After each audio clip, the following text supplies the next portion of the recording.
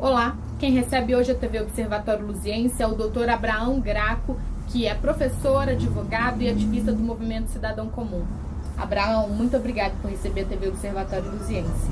Eu que agradeço e primeiro dizer que Abraão, não tem doutor aqui não, a gente é cidadão comum, a gente gosta de ser chamado por nome e sobrenome e deixar bem à vontade. E agradecer também pela oportunidade e também fazer um diagravo, né? Você está aí o Observatório Luziense está aí há um ano e mostrando a cidade de forma imparcial, um jornalismo comprometido com realmente a verdade, a busca, a investigação.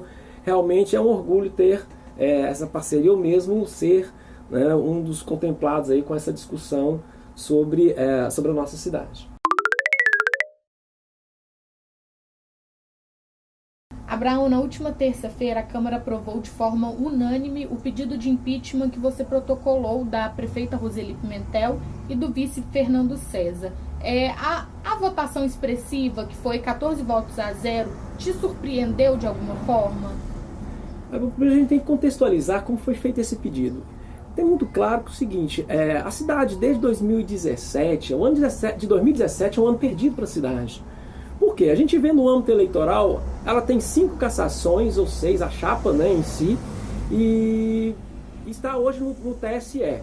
E a cidade fica ali discutindo nas redes sociais, mas no dia a dia, do pipoqueiro que está na esquina, da menina do sacolão, ele não estava sabendo o que era. A mesma coisa a questão criminal. Está respondendo por um ato, né, um suposto ato de assassinato do jornalista Maurício Campos Rosa, do jornal O Grito, e ao mesmo tempo ela está presa por isso. Na verdade a prisão preventiva foi convertida em domiciliar, mas ela continua presa e afastada do exercício do cargo. E a mesma coisa, aí fica as pessoas, as claques, contra e a favor, discutindo a cidade, mas onde é que é a representação da cidade? Ou seja, a representação proporcional dos vários segmentos da sociedade é a Câmara Municipal, que ali você tem vereador que é ligado a segmento religioso, que é ligado a segmento comercial, empresarial, enfim, popular. Você tem a ideia de que a Câmara Municipal ela tem que ser a caixa de ressonância dessas pessoas. O que eu fiz foi nada mais, nada menos do que verificar na legislação o direito do cidadão de conclamar suas instituições e fazê-las funcionarem. Foi o que eu fiz. A gente apontou aqueles fatos que estão sobejamente no âmbito da imprensa e que estão sendo investigados. É bom dizer que são fatos, são investigações independentes, ou seja, o que está no eleitoral é eleitoral, pode culminar com a cassação em novas eleições. O penal, na criminalização e também o afastamento e mesmo a perda do mandato do cargo público. E agora, esse que a gente está propondo na Câmara Municipal é o que eles chamam de infração política administrativa. E ela tem um prazo. E é muito interessante que o penal não tem prazo, o eleitoral não tem prazo, agora este tem prazo, é 90 dias a partir da citação. Então a gente verificando a legislação com a leitura constitucional, e meus anos de Gervásio Lara, de Leonino, de Raul Teixeira, né, eu falei assim, a gente tem que dar uma resposta e levar onde tem que se levar, que é a Câmara Municipal. A gente fez esse requerimento e eu notei que o momento político era oportuno. Primeiro que a prefeita não estava mais com a caneta na mão. A gente sabe que o prefeito ele pode muito, mas não pode tudo. Mas mesmo assim, o peso que se tem, né, é muito relevante. E então, politicamente tinha esse viés. Agora, juridicamente, a Câmara ela estava discutindo nome de rua, novembro é mês de não sei das quantas, não estou dizendo que isso é relevante, medalha para o fulano, moção. Ou seja, onde devia ser a caixa de ressonância da sociedade, estava fazendo outras coisas que a prioridade não é tão alta. Tá certo? Porque a cidade está pegando fogo e as pessoas discutindo situações onde elas deviam estar realmente responsabilizando. Então, de certa forma, me surpreendeu porque eu pensava que a gente estava também com a possibilidade de não ser aprovado. Tá certo? Até porque eu sou cidadão, a gente eu não tenho ingerência sobre nenhum vereador. A gente tem uma militância na cidade, um ativismo, mas a gente não tem vereador, não elegemos vereadores. Mas a votação por 14 a 0, né, mostra a conjuntura da cidade e até mesmo o amadurecimento da Câmara dos Vereadores, no sentido de receber, é importante dizer que esses 14 a 0 foi para receber a proposta de imputação. Não está condenando ninguém, dizendo, nós queremos investigar esses fatos sim e fazer o nosso papel. Então é muito importante dizer isso, porque na cidade parece que fica um negócio meio que né, muito a informação, a gente tem muita informação e pouco conhecimento, na verdade. Na terça-feira também a Câmara formou uma comissão para análise do pedido de impeachment, e eu queria saber de você quais são os próximos passos, o que acontece agora, como que esse projeto vai ser analisado no caso? Pelo Decreto-Lei 201 de 67, a Câmara está agindo de forma correta. Primeiro, recebida a representação, eles tinham colocado a primeira sessão e o fizeram, houve uma suspensão de 2 semanas, mas enfim, votaram e logo em seguida diz que tem que ser instaurada a comissão. A comissão foi eleita por sorteio público, né, na frente de todo mundo, e foi eleito para presidente o vereador André Leite, o suplente Neylon e o relator o Balu. Então o relatório vai ser o vereador Balu. Então, pela lei, o que nós vamos ter agora? Eles se reuniram na última quinta-feira, né, e agora vão fazer o calendário. Feito esse calendário, aí vai constar o quê? A citação dos imputados para eles se defenderem no prazo de 10 dias úteis. Feito isso, nós vamos ter o quê? O arrolamento das testemunhas, seja nosso como deles, e depois desse arrolamento, na verdade o arrolamento já foi feito, né? Na verdade vai ser a oitiva dessas testemunhas. Então, assim, a instrução do processo é essa. Defesa, eles já podem encaminhar ofícios e requerimentos, por exemplo, para o Tribunal de Justiça, para o relator, que é o desembargador Alexandre Vitor de Carvalho, para ter acesso aos autos do processo, dos quais tem imputação, às delegacias especializadas, as quais também estão sendo se efetivando as investigações, além de outros órgãos que eles acharem. Por exemplo, a própria prefeitura eles podem oficiar para processo de licitação, a questão da área da saúde dos 80 milhões, né? E aí sim, ouvindo as testemunhas de acusação e de defesa, vai se fazer um relatório, e esse relatório vai ser apresentado para o colegiado, os 17 novamente. E esses 17, por maioria de 2/3, ou seja, 12 dos 17, pode vincular pela perda do mandato de ambos. Tá certo? Então os procedimentos são esses. Lembrando que esses 90 dias são a partir da citação, e é um prazo, digamos, peremptório mesmo. Se não terminar essa comissão, esse processo como um todo, ele perde objeto. Os motivos que culminaram nesse pedido de impeachment para ex-prefeita Roseli Pimentel são de conhecimento geral. As pessoas entendem muito bem o que foi que levou a isso. Mas já do vice-prefeito Fernando César, os motivos não são tão claros assim. O que culminou o pedido de impeachment para o vice? Muito pertinente a sua pergunta, inclusive para informar a cidade como um todo, que ainda está com a cabeça do eleitoral de prefeito e vice. Não. O Decreto-Lei 201 de 67, ele deixa claro que ele busca investigar fatos, atos. Então, são 3 atos, são 4 atos, na verdade, da prefeita Roseli Pimentel, que estão esboçados nessa imputação, enquanto prefeita, prefeita titular. E a gente tem que lembrar que o Fernando César, ele também assumiu a condição de prefeito interino e ele praticou atos. E o ato que depõe contra ele é questão ligada aos guardas municipais, que foi o seguinte: houve uma perseguição dos servidores municipais, culminou num processo administrativo, e esse processo administrativo foi anulado pela justiça. E aí, assim, quando foi anulado e saiu a sentença, quem era prefeito na época? O Fernando. E o Fernando, ao invés de acatar a decisão de reintegração dos servidores, ele foi protelar.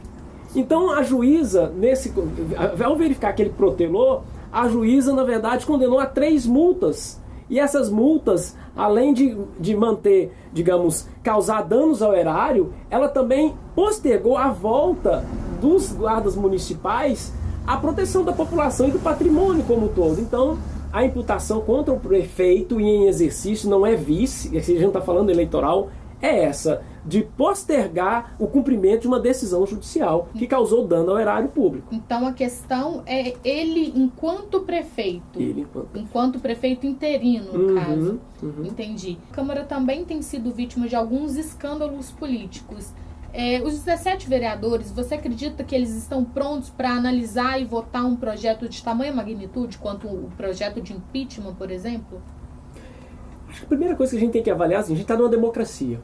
E a democracia é o seguinte: não está legal, você muda. A gente tem que lembrar que essa Câmara foi renovada há alguns anos, alguns meses atrás. E quem votou nela foi a população.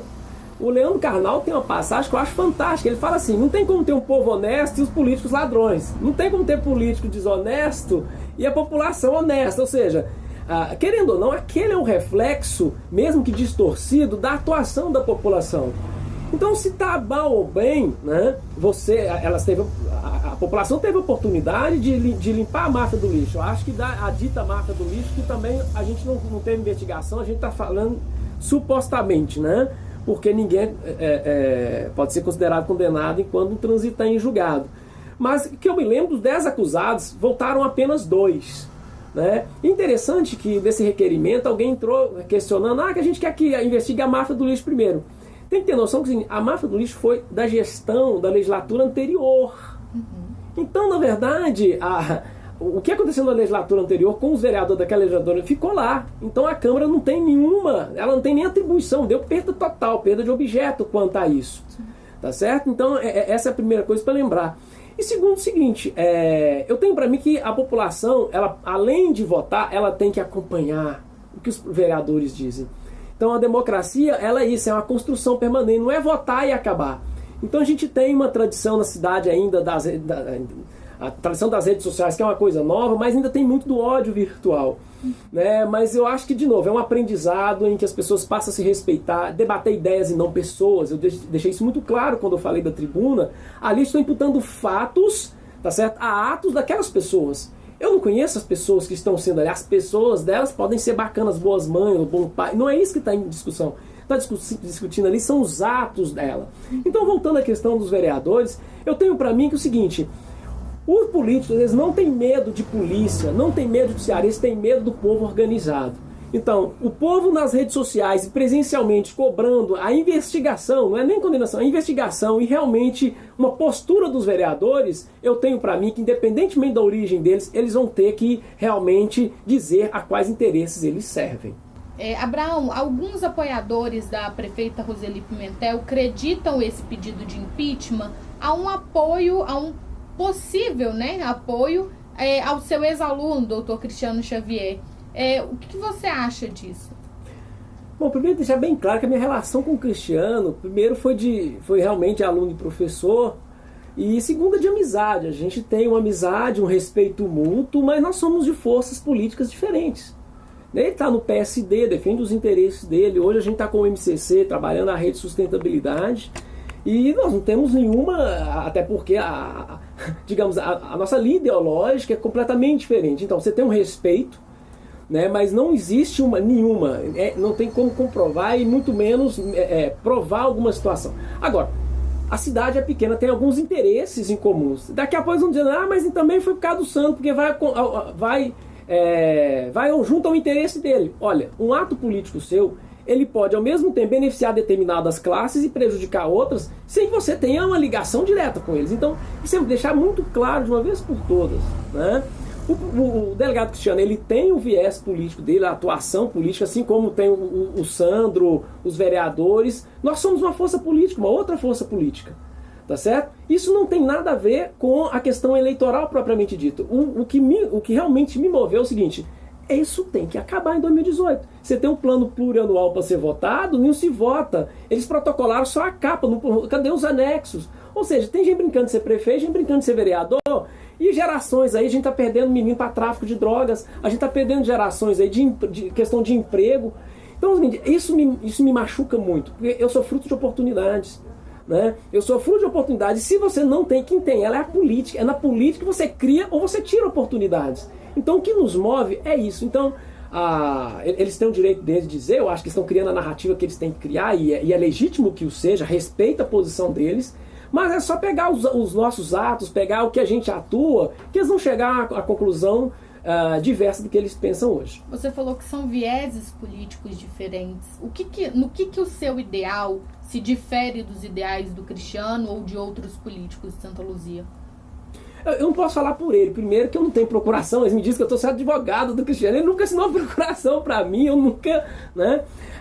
Eu tenho para mim o seguinte: a forma dele fazer política é uma forma de fazer política no sentido de de um discurso ligado à segurança, tá certo? De um discurso muito ligado ao que nós vamos fazer, né? E não se discute notadamente, por exemplo, que cidade nós queremos. Esse é um ponto que é central pra gente. Não adianta você um junta de pessoas, gente que é contra ou a favor. Nós já tivemos experiências das mais terríveis com o Dr. Gilberto Wilson no início, bem intencionado, mas de boa intenção o inferno está cheio. Então a gente quer discutir a cidade. Então o que é a questão da educação? A questão de, por exemplo, eleição para diretor é um negócio central. Não dá para ter uma Secretaria de Educação, uma prefeitura dentro da prefeitura com cargos comissionados e perseguição. Educação é um negócio a longo prazo. Então, muitos têm projetos de poder e poucos têm projetos de cidade. Então, o que difere a nossa atitude, ou mesmo o nosso ativismo, é pensar da cidade. E aí, de novo, eles podem ser aliados ou não, como outras forças que não são, podem ser aliadas, não estou querendo dizer. Agora, vamos aliar em termos de proposta e não de pessoas. Porque o cara é bonitinho, ou ele é feio, o fulano é gordo. Não importa pra gente. O que importa é o seguinte: nós temos várias divergências, mas tem algumas coisas que nos unem, então vamos trabalhar nesse campo comum aqui. Esse é um pouco da nossa temática. Então, quanto à questão do Cristiano, é que a gente vê. A gente tem muito mais, quando se tem alguma coisa em comum, tá? As bandeiras que a gente tem em comum. Eu acho que a gente tem muita coisa em comum, né? O resgate da política da cidade, fazer a política como possibilidade de mudar a realidade social e não simplesmente como ostentação para falar que é prefeito. A população, ela não tem se manifestado de forma muito ativa diante dos casos que vêm acontecendo. A que você atribui essa passividade da população luziense?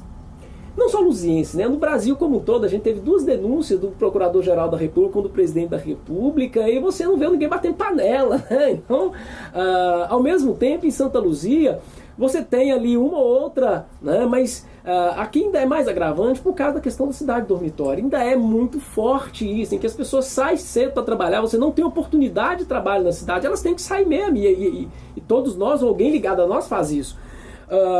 Então, mal que eles veem alguma coisa pelas redes sociais ou que alguém comenta, e esse é um problema nosso. A gente tem que resgatar a política. A ideia ainda de que a política é coisa de político, né? A ideia também, mesma coisa, a minha crença, se eu sou crente ou católico, a igreja é um negócio do padre, tá certo? A política para os políticos e a minha crença para o pastor. Tem gente que gosta mais do pastor do que de Cristo. Então é um negócio meio esquisito, a mesma coisa política. Não. A gente tem que resgatar e falar, olha, mesmo que você seja um morador pendular e tudo mais, temos formas participativas no âmbito hoje com a internet, mas falta isso na nossa cidade. E de novo, a gente só vai aprender a nadar nadando, não tem como você ter um aprendizado para depois ter cidadania. Você vai ter que ter cidadania tendo cidadania. E esse é o momento, por exemplo, a própria questão do impeachment é para mostrar que você é capaz. Você pode entrar dentro do sistema e fazer com que ele trabalhe para a maioria da população. Nós somos a maioria da população e a gente, na verdade, seja na eleição, seja depois, a gente entrega para a pessoa, a gente terceiriza a política para outros. E como é que você não terceiriza? É fiscalizando, é atuando, pode ser seja no presencial, seja no virtual. Abraão, você é hoje um dos líderes do partido da ex-senadora Marina Silva aqui em Santa Luzia, a Rede, e também um dos líderes e porta-vozes do Movimento Cidadão Comum, que também tenta se viabilizar como um partido político. No que o Movimento Cidadão Comum se difere de outros partidos hoje em voga na nossa sociedade? O Movimento Cidadão Comum surgiu nas jornadas de junho de 2013, quando as pessoas inicialmente foram para a rua dizendo: esses que estão aí não nos representam. E a ideia nossa são duas: desmonetarizar e desprofissionalizar a política. Desmonetarizar, não se faz nada sem dinheiro, mas você não precisa de tanto dinheiro na política. E desprofissionalizar. Olha, política não é profissão. Profissão é zelador, é faxineiro, é porteiro, é professor, é jornalista. Agora, você atua politicamente, tá certo? Temporariamente ou a vida inteira, mas você não precisa ter cargo para isso. Essa é a nossa tônica. Então, desde então, a gente está tentando se viabilizar. Em 2015 foi publicado o nosso Estatuto no Diário Oficial da União, a gente buscando as assinaturas para formar um partido. Mas a gente chegou em outubro de 2013 à seguinte conclusão. Primeiro, nós temos 35 partidos nesse país e mais 66 em formação. Qual que é o único que renuncia ao fundo partidário? O MCC. Então nós falamos, olha, não temos como viabilizar para disputar, por exemplo, 2018, que é o desaguar da Operação Lava Jato.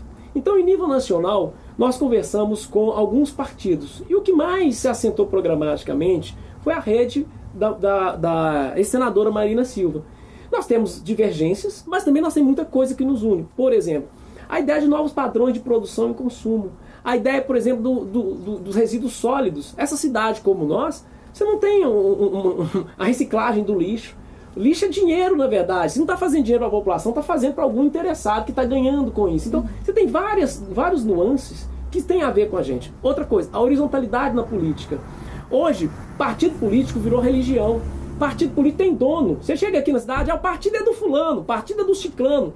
Nós não temos isso. É um partido mais horizontal possível, em que ele seja uma plataforma em que as pessoas possam realmente saber o que é política.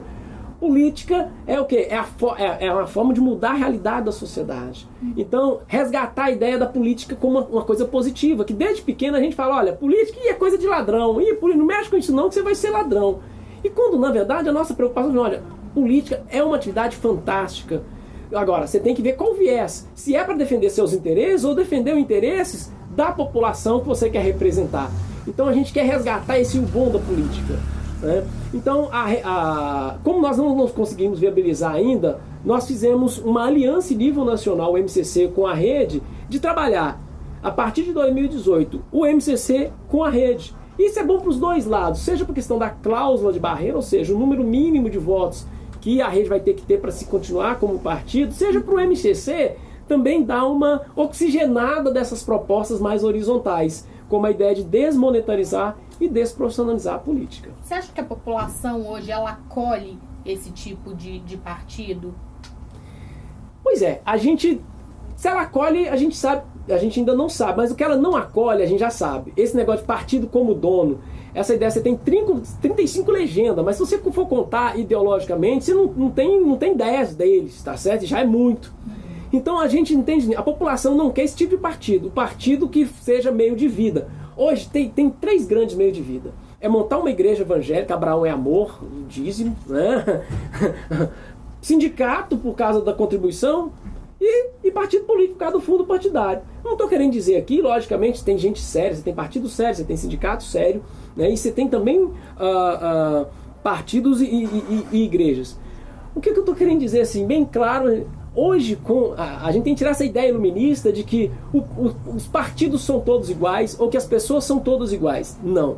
No meio da política ainda tem pessoas que querem construir um porvir diferente, ter orgulho do seu país, ter orgulho da sua cidade. Igual eu sempre falo, eu não quero mudar de Santa Luzia, eu quero mudar Santa Luzia. Abraão, você será candidato a deputado estadual em 2018 e a nível de projeção, até que ponto esse pedido de impeachment protocolado da prefeita Roseli Pimentel pode te ajudar nesse processo? Antes de tudo, é fundamental fazer uma distinção. Eu sou ativista político desde meus 12, 13 anos. Quando me entendo por gente, eu participei da juventude, fui de congresso de UNE, de UBS, na minha vida estudante toda. Eu nunca deixei de estudar, eu nunca tomei bomba e sempre fui ativista político.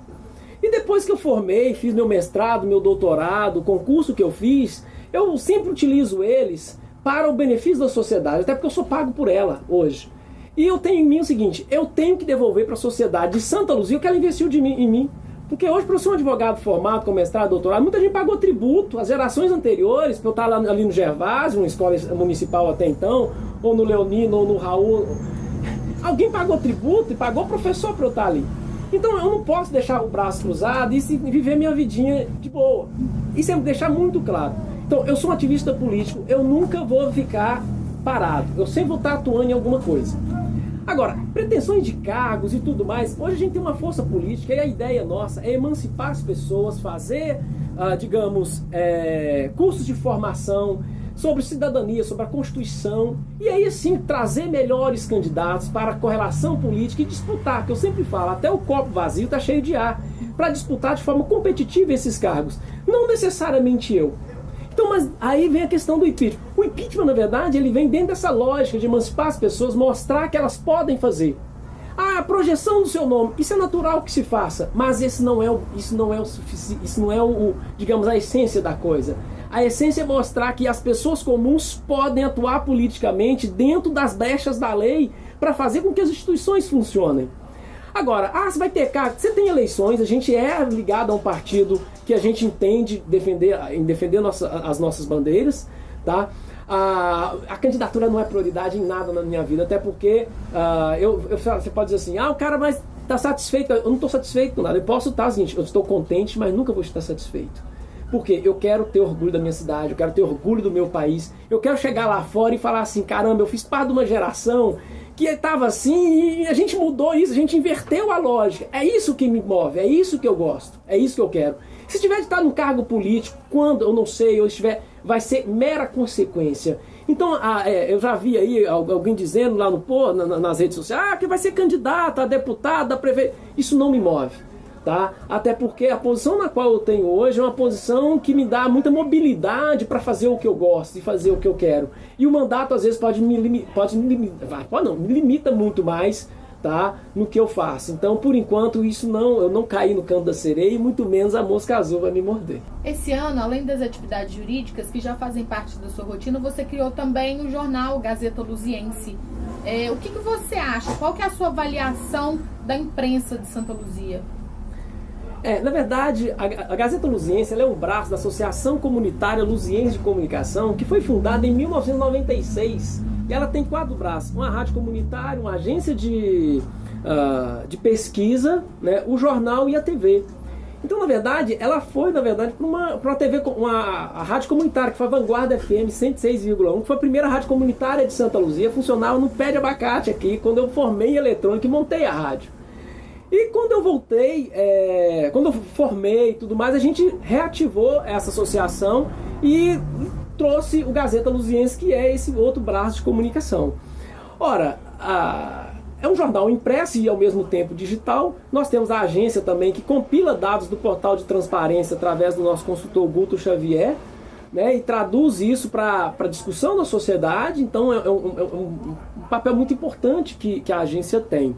Agora, quanto ao jornal e à imprensa como um todo, eu digo que nós avançamos bastante em relação aos anos anteriores. Por exemplo, quando eu fiz 18 anos, o que me levou ao direito foi levar um processo nas costas por ter publicado uma carta no jornal O Grito. E aí, nessa relação, conheci o Maurício Campos Rosa, e eu trabalhei 2 anos com ele, né? E é um tipo de jornalismo que realmente não é que eu não quero, é um tipo de jornalismo um pouco, digamos, né, bem primário, tá? Não estou falando hoje, mas na época que eu comecei, né? E eu agradeço pela oportunidade, mas ainda era um jornalismo não primário no sentido de abordagem, mas no sentido de... sabe aquela ideia de você, ao mesmo tempo, bate o escanteio, vai lá cabecear, ainda tem que defender? E aí você personifica muito a linha editorial de uma pessoa.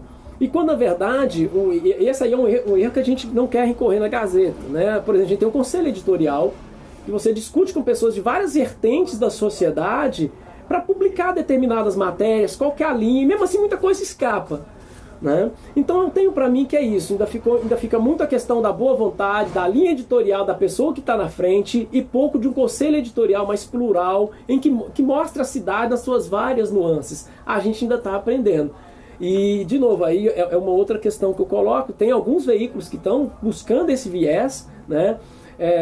Não estou dizendo que não é que não tem, mas ainda está bem no início. Abraão, você é advogado-geral da União.